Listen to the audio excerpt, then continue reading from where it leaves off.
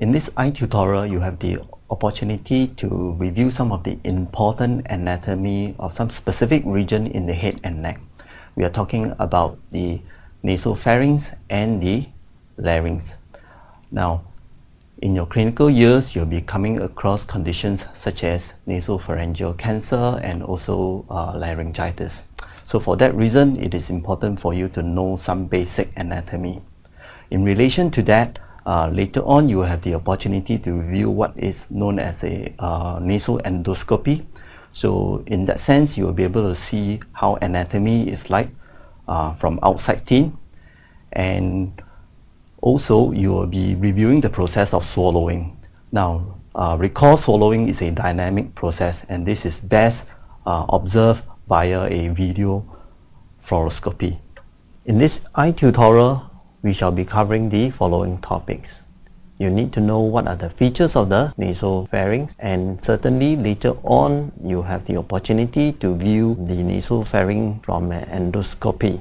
2, you need to know something about nasopharyngeal cancer. Next, you want to know something about the larynx. And lastly, the process of deglutition, otherwise known as swallowing, and what are some of the key structures involved.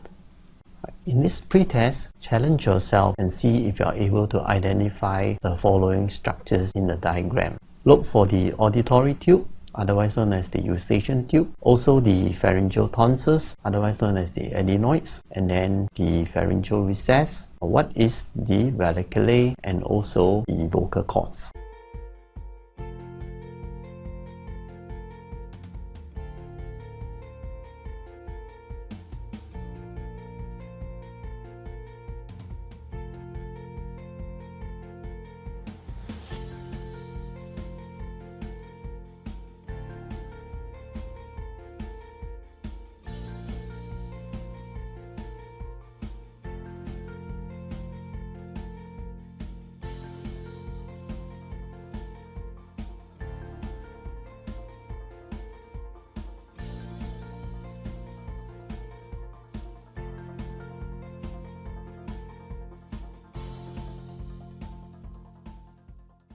Specifically for this eye tutorial, we want to focus on the nasopharynx and the larynx. Now, before we get to the details, know your orientation well. This is anterior, this is posterior, superior, and inferior. Also recognize the nasal cavity as opposed to the oral cavity, and this looks like the tongue. So moving on, you see the nasal cavity, and over here you see the superior, middle, and inferior conchae, or otherwise known as the terminate, and in between you've got the meatus.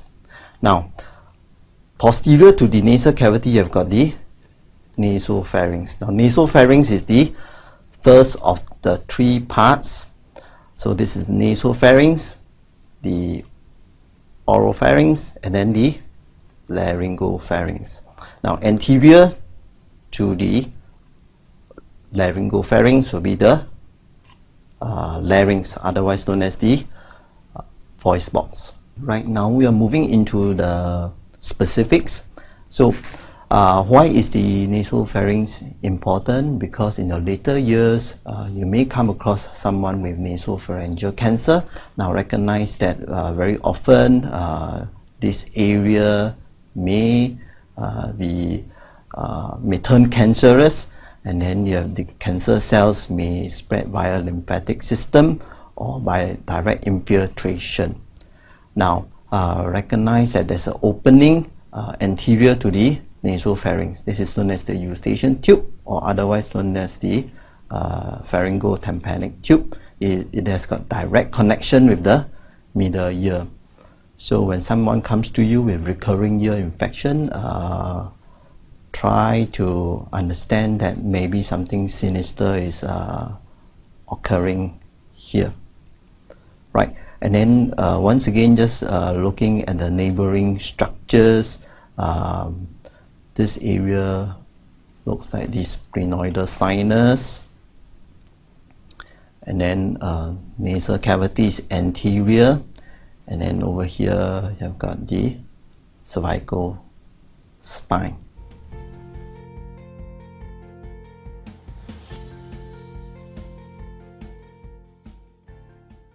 You recall earlier on that I mentioned to you that you have the opportunity to view the nasal cavity and the nasopharynx via an endoscopy. Now, typically this is how the view looks like. Now, importantly, you need to know your orientation. Now, medially you have the nasal septum, and then laterally you have the concave. Now, this area looks like the inferior concave, and then the meanders will be down here. Now we are now focusing on the lateral structures. Now remind yourself this looks like the concave. You ask yourself what is the function of this concave. Basically is to increase the surface area in the nasal cavity so as to humidify the air as you breathe.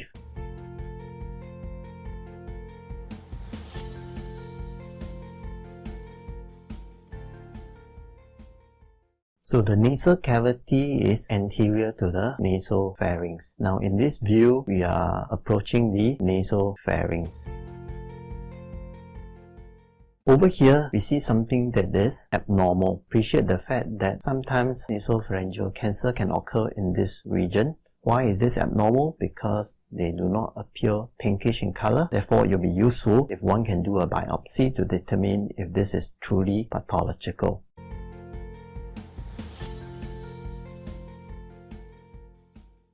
Right, so this is a sagittal section of the larynx. Now challenge yourself and see if you are able to identify the hyoid bone, the epiglottis, the corniculate cartilage, the arytenoid cartilage, and also the thyroid cartilage.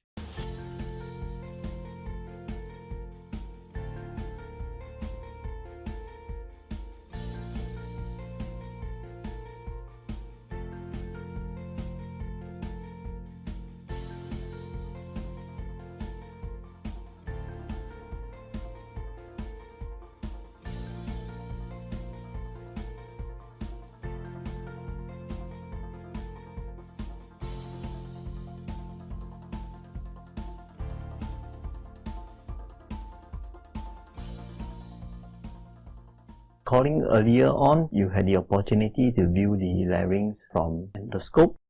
In this view, see if you are able to recognize the epiglottis, the corniculate cartilage, the thyroid cartilage, and the vocal cords.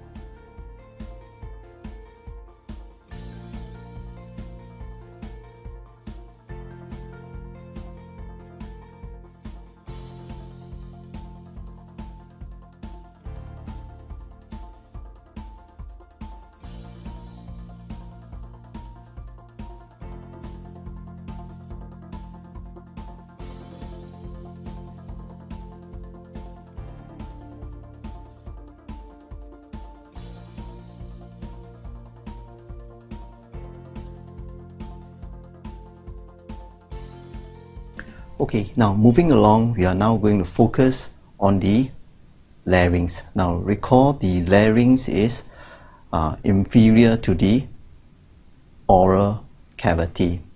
Now we're going to look at first the bones and the cartilages of the larynx, and then subsequently we're going to move on to some of the muscles in the larynx, and also we'll be reviewing the nerve supply to the intrinsic muscles of the larynx, because you recall earlier on I mentioned to you there are conditions such as laryngitis. Now this could very well be due to some infection or certain cases like, for instance, trauma. Let's begin with first a general orientation.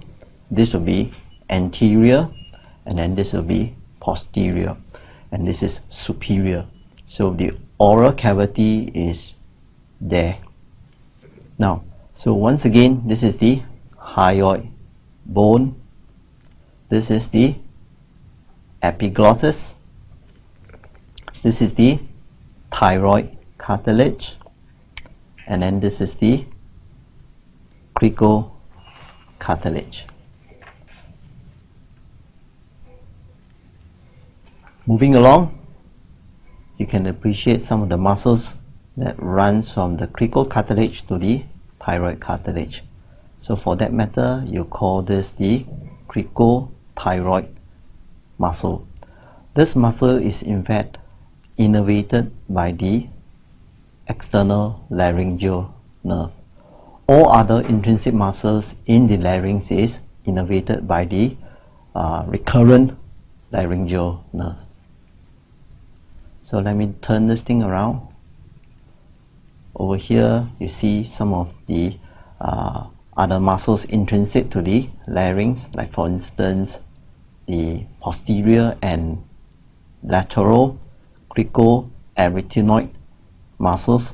So once again, recall the pet cartilages of the larynx.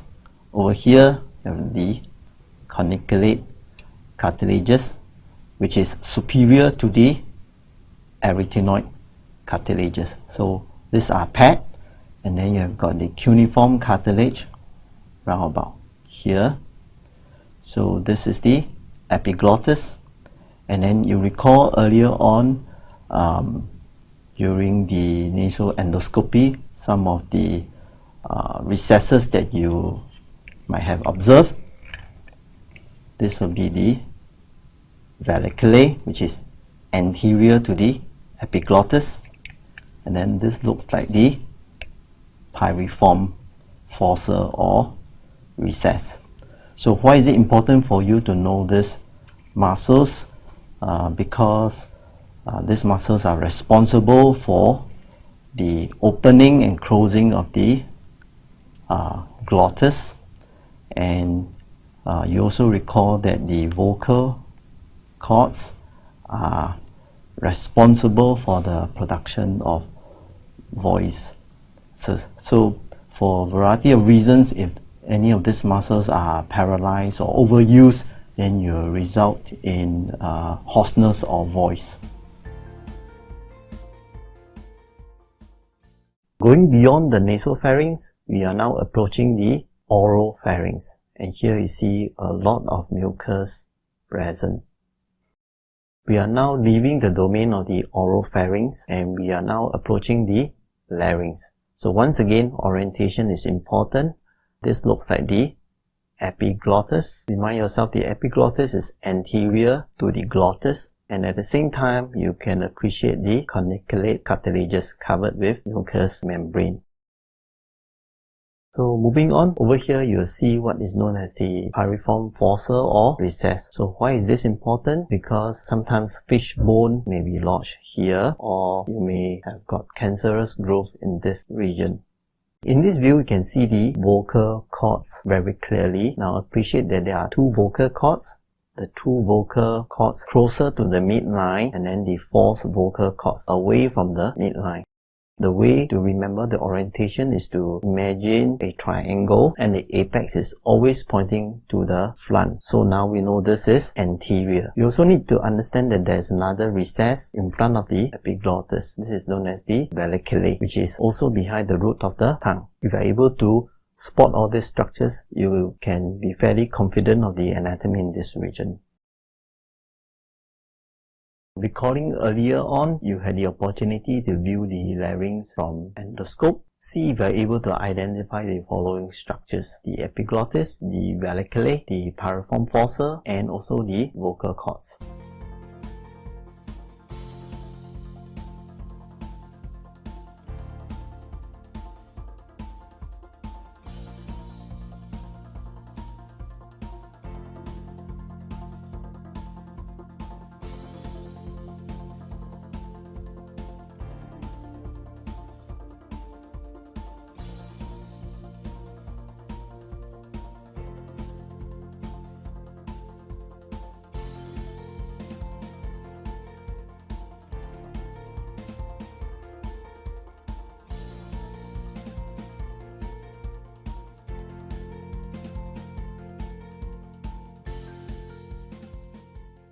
Now moving into the specifics of this eye tutorial, we need to understand something about the process of swallowing, otherwise known as deglutition. Now recognize that the process of swallowing has got three phases: oral, pharyngeal, and then esophageal. So what happens when you swallow? So what happens is the tip of the uvula will move up so that no food material can move into the nasal cavity. At the same time, the larynx, which is anterior to the esophagus, will be elevated, and the epiglottis will fold backwards to cover the larynx so that no food material will enter into the larynx, resulting in aspiration pneumonia. Something very serious for you to consider.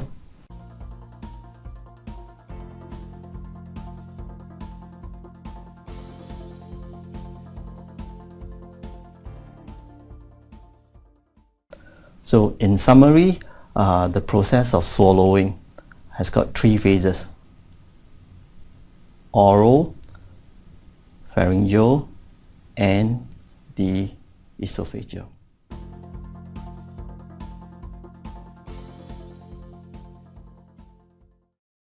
So earlier on I mentioned to you that swallowing is a very dynamic process.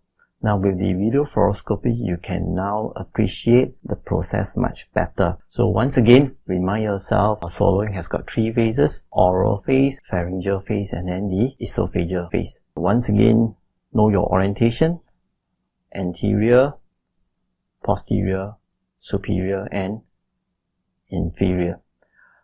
Now focusing on the regional anatomy, what is very clear is the cervical spine here. So what is anterior to the cervical spine will be the esophagus. Now the esophagus will serve to channel what is eaten into the stomach, and then you ask yourself what is anterior to the esophagus will be the larynx, otherwise known as the voice box. So in normal swallowing, materials from the oral cavity will enter into the esophagus. So interestingly, in this view you see the presence of a nasogastric tube. So the tube runs from the nasal cavity through the pharynx and then into the esophagus.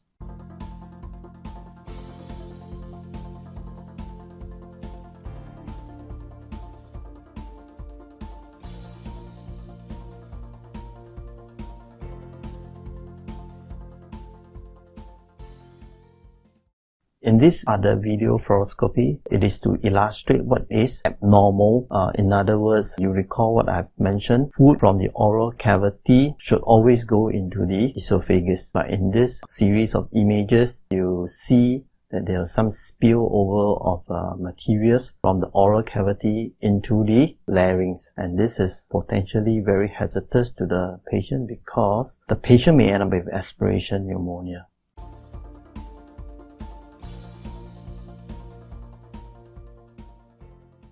In summary, for this eye tutorial, you have learned about the following: features of the nasopharynx, what is known as nasopharyngeal cancer and how do you spot them via an endoscopy, and also you know something about the larynx, and lastly, the process of deglutition, otherwise known as swallowing, the three phases associated with it.